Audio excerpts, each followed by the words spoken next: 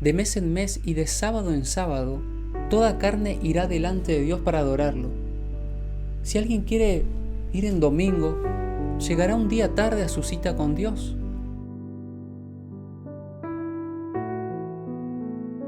Desde el origen de la gran controversia en el cielo, el propósito de Satanás fue destruir la ley de Dios. Fue expulsado del cielo por estar en contra de los preceptos divinos, prometiendo a sus ángeles más libertad. Él quería poner su trono por encima, arrastró a muchos ángeles con sus mentiras, y cuando vino a este mundo siguió haciendo lo mismo, colocando en el corazón de los hombres o sembrando en el corazón de los hombres desobediencia, para que éstos recojan desobediencia también. Hermanos, estamos viviendo en un tiempo donde el cristianismo tiene un doble discurso. ¿Cómo es esto? Hoy en día muchos líderes, pastores y demás de diferentes religiones, denominaciones, predican que es necesario que te arrepientas de tus pecados para salvación. Eso no tiene nada de malo. El asunto es que cuando la persona se acerca a la iglesia le dicen que no hay ley. Y este es el doble discurso. ¿Por qué le piden arrepentimiento de pecados si luego le van a decir que no hay ley que obedecer? Que simplemente con creer las bendiciones te alcanzan, solo tenés que creer. No tenés que obedecer, no tenés que guardar nada, simplemente creer. ¿Será así la religión que presenta la palabra de Dios? Si uno quisiera saber qué es pecado, tenemos que ir a la palabra de Dios. En 1 de Juan 3:4 dice que pecado es transgresión de la ley. Pecado es transgresión de la ley. Cuando hablamos de pecado, estamos hablando de desobediencia a la ley de Dios. Cuando una persona quebranta algún punto de la ley. Y también dice la palabra de Dios que el diablo peca desde el principio. Todos aquellos que practican el pecado pertenecen al pueblo del enemigo, a los desobedientes, a los impenitentes, a aquellos que practican. Eso no significa que alguno de nosotros jamás fallamos. Nosotros todos somos pecadores, hemos quebrantado la ley de Dios, pero nos arrepentimos de nuestros pecados, no para seguir practicando los pecados, sino para abandonarlos y aceptar el regalo de la salvación, porque es un regalo. ¿Está bien? Pero aquel que practica, que continúa en la desobediencia, es del diablo, dice la palabra de Dios. Así de clara es la palabra de Dios, y yo quiero hablarte sin pelos en la lengua, como decimos aquí en Argentina, de una manera clara, de una manera directa, con Biblia en mano, porque la palabra de Dios nos enseña y define justamente lo que es pecado. Ahora, Satanás continúa su controversia aquí en la tierra y le dice a los hombres que a los que puede convencerlos de que la ley está abolida enteramente, a los que puede inducir a transgredir la ley de Dios, claramente lo va a hacer. Pero a aquellos que han estudiado un poquito más, les va a enseñar que uno de los puntos de la ley está abolida. El cuarto mandamiento, el acordarse del día sábado para santificarlo, y que los otros 9 siguen en pie. Que el único mandamiento que hay que dejar de lado es el cuarto, que no hay que acordarse de ese mandamiento. Pero luego no tengas dioses, no adores imágenes, respeta el nombre de Dios. Honra a tus padres, no mates, no codicies, no adulteres, no mientas, que todos los demás siguen en pie. Y dice Santiago capítulo 2 versículo 10, que el que guardare toda la ley, pero ofendiere en un solo punto, se hace culpable de todos. Es por eso que si Satanás no puede hacer que tú quebrantes toda la ley, va a intentar que tú quebrantes un solo mandamiento, para que en el día del juicio seas culpable. Eso dice la palabra de Dios, no te lo dice Misael, no lo dicen los predicadores, es lo que está escrito en la Biblia. Yo te invito a ir a la Biblia y poder ver lo que dice la Biblia con respecto a este tema. Jesús fue muy claro cuando dijo: no penséis que he venido a abrogar la ley o los profetas. Yo no he venido a abolir, yo vine a cumplir. Porque si Cristo pecaba en un solo punto de la ley, el plan de la salvación quedaba anulado. Es por eso que Cristo le tenía que dar obediencia a la ley y tenía que vencer al pecado en el terreno del pecado. Por eso vino en forma de carne de pecado, pero sin pecado, dice la palabra de Dios. Porque si pecaba contra la ley, el plan de la salvación estaba arruinado. ¿Ustedes captan la enormidad de esta verdad? de que si Jesús no vencía a Satanás, si Jesús pecaba en un solo punto, ¿nos quedábamos sin salvación? La importancia de obedecer la ley de Dios en todo el Antiguo Testamento.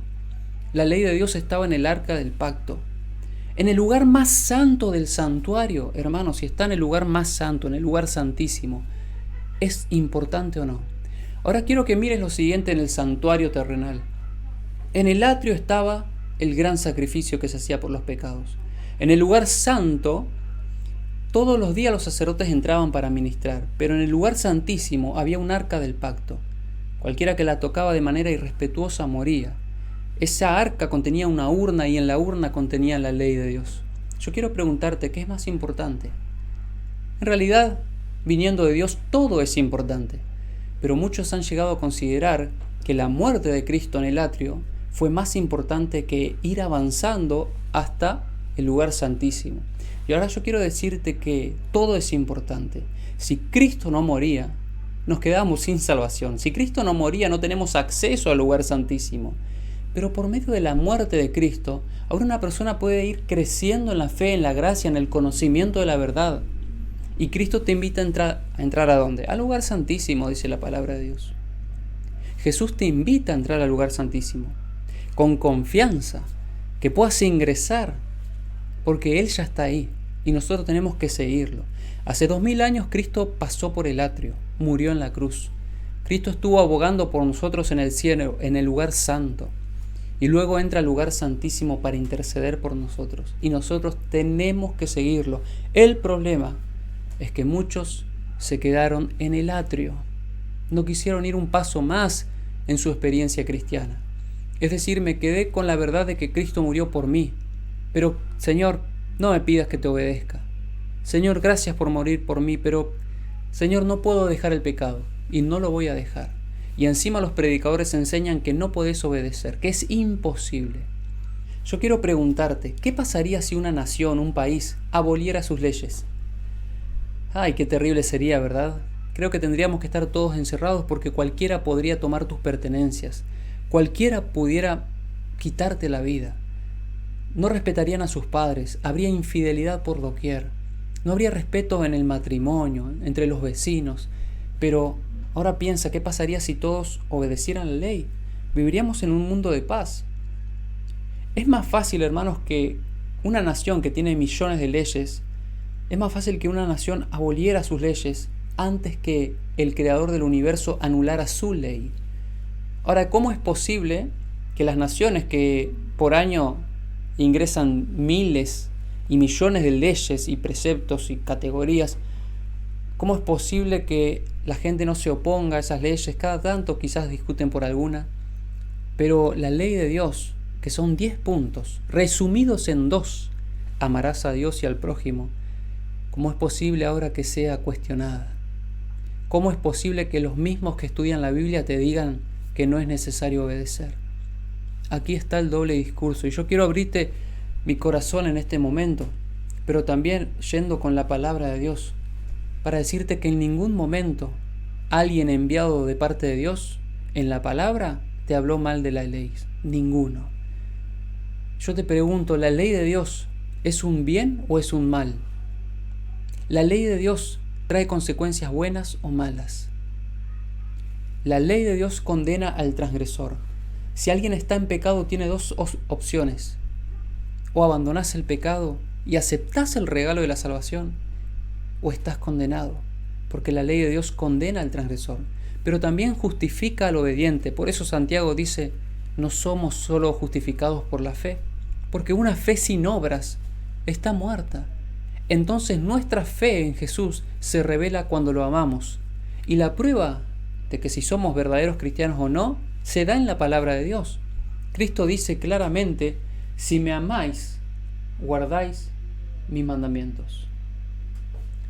Esa es la prueba de que un cristiano ama a Dios. Obedece. No obedecemos para ser salvos, obedecemos porque amamos a Jesús. Amamos el regalo que Él nos dio. Jesús dijo, no penséis que vine a abolir. No penséis. Pero en Daniel 7:25, un poder pensó en cambiar los tiempos y la ley. Y ese poder se denomina como cuerno pequeño y es la oposición de Dios en la tierra. Aquel que habla en contra de Dios, que habla en contra del prójimo, que tira por tierra la religión, el santuario, dice la palabra de Dios. Entonces tenemos dos poderes opuestos. Un poder, Jesús, sus ángeles, que dicen no piensen que vine a abolir, no piensen que el propósito de Dios es abolir, anular. Y mientras por otro lado tenemos la serie de huestes de las potestades, de los gobiernos terrenales, que dicen y pensaron cambiar la ley. Y este cambio de la ley se da a partir del 321 aproximadamente, cuando en la religión comenzaron a introducirse los ídolos. Al principio aparecía una imagen y no era para adorarla, era para enseñarte una verdad. Mostrándote la imagen, los líderes te enseñaban cierta verdad con respecto a cierto momento de la palabra de Dios. Y también en cierto momento a alguien se le ocurrió cambiar el día de reposo, cambiar la santificación que Dios volcó sobre el día sábado, el séptimo, y pasarla al domingo. Incluso hay muchas declaraciones que en este canal creo que he hablado mucho de eso, sobre el cambio del día de reposo, que la iglesia dice estar por encima de la Biblia y que es un cambio hecho por la iglesia y que una persona que descansa y reposa en domingo y no en sábado está reconociendo la autoridad de la iglesia, por lo tanto se está poniendo bajo la sombra de la iglesia. Pero la palabra de Dios es clara con respecto a los mandamientos y especialmente al cuarto mandamiento. Cuando Jesús discute con los fariseos le decían, tú quebrantas el sábado. Hoy muchos fariseos dicen que Jesús quebrantó el sábado. Él coronó su argumento sobre la observancia del sábado diciendo que Él era el Señor del sábado, es decir, el creador del sábado. A Él no le podían decir cómo guardar su propio mandamiento. Él lo enseñaba a guardar. ¿Qué dice la ley con respecto al sábado? Acuérdate del día sábado para santificarlo. 6 días trabajarás, harás toda tu obra, pero el séptimo día es un día dedicado al Señor. No hagas obra alguna en Él. Ahora, al decirte no hagas obra alguna, trabajos, te está diciendo Dios que tenés 6 días para trabajar, para correr, para ganarte tu dinero con el cual te vas a sustentar, pero vas a cesar de trabajar, vas a cesar de correr detrás del lucro. Me vas a dedicar un día a mí, dice el Señor. Vas a descansar. Y en Hebreos 4 se nos dice que la persona que entra a ese reposo descansa en el séptimo día como Dios reposó de sus obras. Y aconseja en el libro de Hebreos que nadie caiga en semejante ejemplo de desobediencia, quebrantando ese mandamiento de la ley de Dios. Hermanos, necesitamos estudiar este punto a profundidad porque pronto viene en nuestro mundo una imposición, la cual obligará a todos los hombres, pequeños y grandes, ricos y esclavos, siervos y libres, a descansar en día domingo, porque se separará el día domingo como un asunto climático, como un asunto de bien para el trabajador, para la familia. Bajo lindos títulos se quebrantará la ley de Dios y por esa razón vendrán juicios a nuestro mundo. Es un tema que en este momento no puedo amplificar, pero sí lo dejaremos para más adelante. Hay mucho que hablar. Pero hay gente que todavía necesita caminar por el ABC de la vida cristiana. Al eliminar la ley de Dios están eliminando el fundamento. ¿Y qué casa se mantiene de pie cuando se quita el fundamento? Hermanos, no hay vida cristiana si uno elimina el fundamento de la verdad cristiana. ¿Y saben qué? Así como Cristo es eterno, su ley también será eterna. Él dice que pasarán los cielos y la tierra, pero ni una tilde, ni una jota pasará de la ley, sin que todo se haya cumplido. Yo hoy miro al cielo y todavía está el cielo. Miro abajo y todavía está la tierra. Y si todavía está el cielo y la tierra, la ley está vigente. ¿Saben por qué? Porque esta explicación de la ley que hoy estamos dando se basa en la palabra de Dios y en las palabras de Jesús. Si alguien quiere ir en contra de la ley de Dios, no irá en contra de Misael, no irá en contra de religiones que enseñan la Biblia. Irá en contra del autor de la ley. Y esto no te lo dice Misael, esto te dice la palabra de Dios. Y la palabra de Dios habla de las personas que enseñan la ley y la guardan como personas realmente grandes para los seres celestiales. Porque aquel que enseñe, que guardara la ley, este es grande en el reino de los cielos. pero cualquiera que menosprecie los puntos de la ley será llamado pequeño. ¿Cuántos pequeños hay predicando que la ley fue abolida? ¿Cuántos pequeños enseñando que no es necesario obedecer a Dios? Que vas a entrar al reino de los cielos pisoteando su ley. La palabra de Dios dice con respecto al sábado, por ejemplo, que en el reino de los cielos, de mes en mes y de sábado en sábado, toda carne irá delante de Dios para adorarlo. Si alguien quiere ir en domingo, llegará un día tarde a su cita con Dios, porque la palabra de Dios profetiza que en el cielo guardaremos el sábado también. Y todo el sábado será un día especialmente dedicado a Dios, mientras que tendremos nuestros 6 días, como lo tuvimos también aquí en la tierra.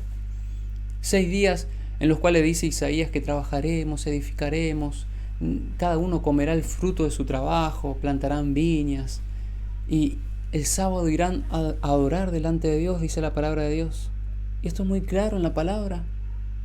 Ahora no se entiende por qué y en qué momento ni Jesús, ni sus discípulos, ni los apóstoles, ni antes, ni durante, ni después de la muerte de Cristo alguien dijo: vamos a cambiar la solemnidad del sábado al domingo.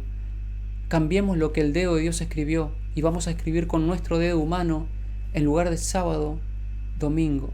Hay tantos argumentos para presentar delante de la gente para decirle que la ley de Dios es eterna.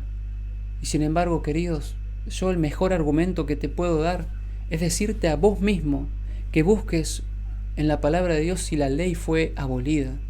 Que busques en la Biblia en qué momento Jesús dijo: cambiaré todo lo que hice en sábado, ahora lo haremos en domingo. ¿En qué momento Jesús dijo: no vayan a la sinagoga en sábado, ahora vayan en domingo? ¿En qué momento los apóstoles dijeron: cambiaremos el día de reposo? Porque Dios se equivocó en el Antiguo Testamento, ahora entraremos a una ley diferente. En el Nuevo Pacto, en Hebreos 8:10, nos dice la palabra de Dios que cuando el Espíritu Santo venga, no vendrá simplemente como una emoción, un sentimentalismo. Él vendrá haciendo una obra de escribir en nuestra vida. ¿Y qué escribirá? Escribirá la ley en nuestros corazones. Porque el corazón del hombre no está en armonía con la ley de Dios a menos que el Espíritu Santo escriba la ley en nuestro corazón. Y si el Espíritu Santo escribe la ley en nuestro corazón, entonces desde el corazón obedeceremos. No será una manifestación externa simplemente, sino que me voy a deleitar en la ley de Dios como David se deleitaba. En la ley de Dios medito de día y de noche. Tu ley está en medio de mi corazón, dice en Salmos 48. Yo quiero preguntarte, ¿qué hay en el medio de tu corazón? ¿Será que están los principios divinos? ¿Será que tú colocaste tus conceptos, tus preconceptos, tus ideas, o dejaste a la ley de Dios gobernarte así como gobernó la vida de David? Y él, cuando pecaba, grandes consecuencias habían, hermanos. Hay personas que viven consecuencias, tristezas, pero no quieren abandonar los pecados. Hay personas que aceptaron el cristianismo para huir de los sufrimientos temporales. Como sufren, entonces van a refugiarse en Dios, pero no aceptaron el cristianismo para huir de los pecados. Y por esa razón el sufrimiento sigue. Y por esa razón muchas veces se van y vienen de la iglesia. Por esa razón a veces están bien con Dios y otras veces mal. Porque un concepto falso de la ley de Dios. Un concepto erróneo del carácter perpetuo de la ley. Tendremos mucho que hablar de este asunto. Así que te espero en la segunda parte. Si tenés alguna duda, pregunta, déjame en los comentarios que sin dudas con la palabra de Dios te voy a responder. Si lo dice la palabra es verdad. Si lo dice Misael es mentira. Maldito el hombre que confía en el hombre. Yo te estoy pidiendo hoy que confíes en lo que dice la palabra de Dios. Dios te bendiga y nos vemos en la próxima.